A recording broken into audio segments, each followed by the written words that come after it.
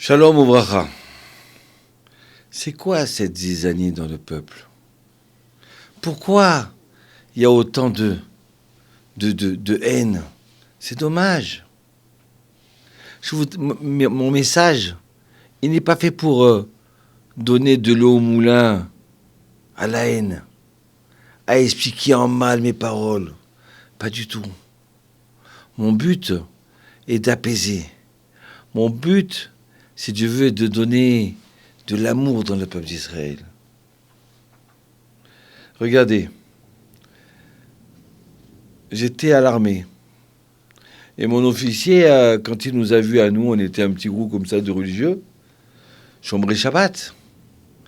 Il nous a dit, ah, ouais. Alors là, ça avait le plaisir. Hein. C'est la première fois que je vois des gens bien comme vous. Hein. Ça m'a fait mal. D'un côté, j'étais heureux qu'ils disent des choses bonnes sur nous, d'accord? Mais, j'ai pas compris. Tu pensais qu'on n'était pas bien? Mais c'est dommage. Tu fais fausse route. Moi, j'ai des amis du Dror, de la Chomera Tsaïr, d'accord? On s'entend bien. Donc, pourquoi attiser cette haine-là? Alors, j'ai pensé à une idée. Regardez avec moi. Le sage, ils disent que Datan, Aviran et Korach, ils étaient contre Moshe.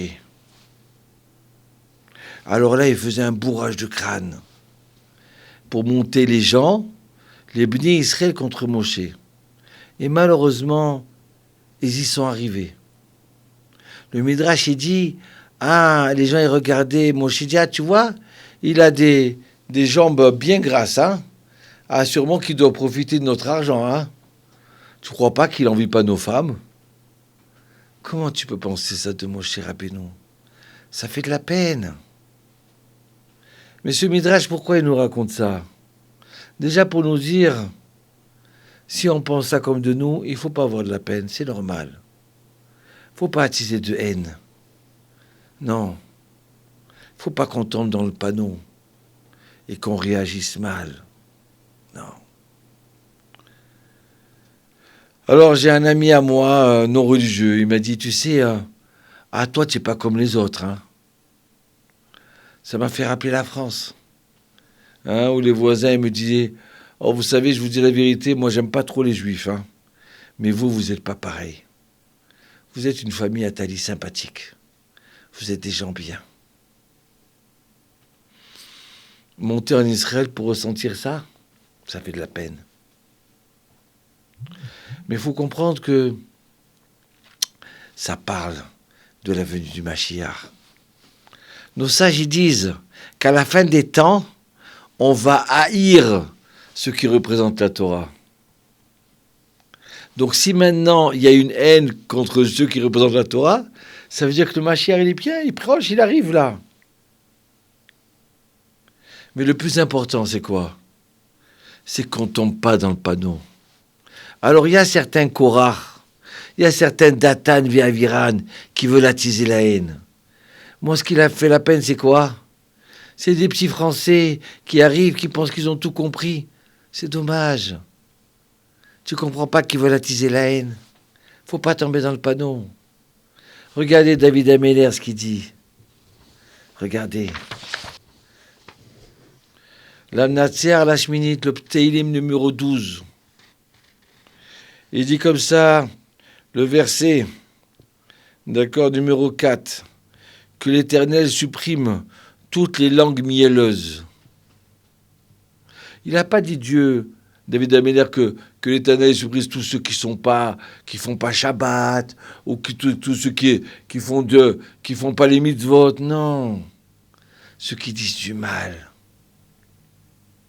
Qui suppriment ces radios, ces médias mauvaises. Ils pensent que ça marchait avec Trump. Même si c'est pas ma tasse de thé, Trump. D'accord? Donc ils veulent rejouer ça pour les élections ou pour autre chose. Pour dire qu'ils ont la vérité. Alors, l'élève qui s'exprime avec arrogance, ceux qui disent Par notre langue, nous triomphons. Oui, les médias, on va gagner. On fait la pluie et le beau temps. Les réseaux sociaux, oui. D'accord. Nos lèvres sont notre force. Regardez comment par prophétie il a écrit David Abener. Qui sera notre maître? Nous, on est les meilleurs, on est les plus forts, personne ne peut nous gagner. Qui sera notre maître? Quoi, on est plus fort que Dieu? Ouais. Vous comprenez? Voilà ce qu'Hachem dit. Voilà ce que le roi David, il a vu par prophétie.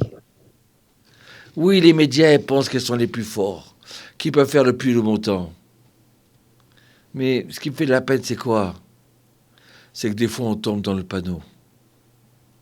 Donc si demain, vous voyez qu'on montre un Israélien en train de soldat israélien avec le pied sur un petit jeune Palestinien pour l'écraser, sachez que c'est faux. On ne recherche pas des choses comme ça. Et si vous voyez des fois quelqu'un qui est traditionnaliste ou qui est religieux, d'accord, qui met le pied sur un soldat ou sur un policier, sachez que c'est faux.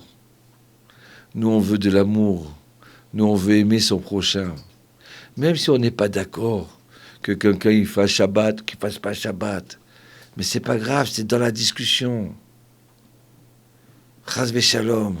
S'il y a un fou furieux qui lève la main. Vous comprenez? Il y avait une femme, Zechona Livracha Madame, Mademoiselle Patricia Albert. Son professeur à Grenoble lui a donné une thèse. Faites-moi une thèse de sociologie sur les juifs religieux d'Israël, les tribus là-bas, la tribu de Bnei Brak. Quand elle est revenue, elle lui a montré et elle ne voulait pas croire. Quoi? À Bnei Brak, il n'y a pas de poste de police? Il n'y a pas de mafia? Ah oui, peut-être des injustices à droite, à gauche, il y en a peut-être un fou qui a tué. Mais le taux de délinquance est tend vers zéro. Mais comment c'est possible, ça? Alors qu'à 100 mètres, juste à Tel Aviv, Jabotinsky, le taux de délinquance y monte. Que Dieu leur fasse faire tchouva. Et lui a dit, mademoiselle, je suis prêt à vous payer un billet d'avion, je voudrais aller voir sur place. Ça fait des années que je cherche en Afrique des tribus comme ça qui puissent tenir ensemble. Avec des aides entre aides. Hein, de toutes choses. Ah oui, il y a des défauts. Bien sûr. On ne peut pas être parfait. Hein, en Hollande, un jour de couvre-feu, eh ben, ils ont fait des révoltes. Ça fait 1 an qu'on ne peut pas prier avec Minyan. Qu'on ne peut pas étudier la Torah normalement dans notre yeshiva. Qu'on n'arrive pas à faire des mariages tous ensemble. Mais on ne peut pas, nous, vivre avec une femme sans mariage. Alors, venez, on est dans la compréhension. Venez, on ne tombe pas dans le panneau. La Torah, elle est tellement belle. La Torah, elle est tellement une.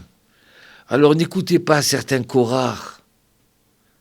Il y a toujours eu des Korars qui étaient là pour nous séparer. Et je vous dis même, ce virus, il est antisémite. Ce virus, c'est le Yetzera qui l'a créé. Le mauvais penchant. Pour qu'on arrête. Parce que tous les peuples, maintenant, ils n'ont pas de famille. Ils vivent seuls avec leur bouteille de vin, à la maison, dans la solitude. Eh ben oui, nous, nos Shabbats, on est 10, on est 15, on est 4. À la synagogue, on est 10. Oui, on ne sait pas vivre seul. On ne sait pas. Les mariages, on les fait dans la joie. Oui, on étudie. On ne sait pas étudier par Zoom. Nous, on veut de l'étude vraiment. Où on pousse des cris pour dire « Tu n'as pas raison, tu as tort !» Et après, on s'embrasse. Et on marche ensemble. Hein, et on s'invite à manger. Et on se marie entre nous. Voilà. C'est un message de shalom que je vous donnais. Un message qu'on ne doit pas tomber dans le panneau. Encore plus avec les élections qui approchent. Venez qu'on continue comme ça, unis, tous ensemble. Les Juifs de Bnei Brak, de Jérusalem, de Tel Aviv, de Kochav Yaakov, de Bethel, hein, dans les territoires libérés ou occupés, ce que vous voulez, mais qu'on soit unis. Allez, bracha ve'atzlacha.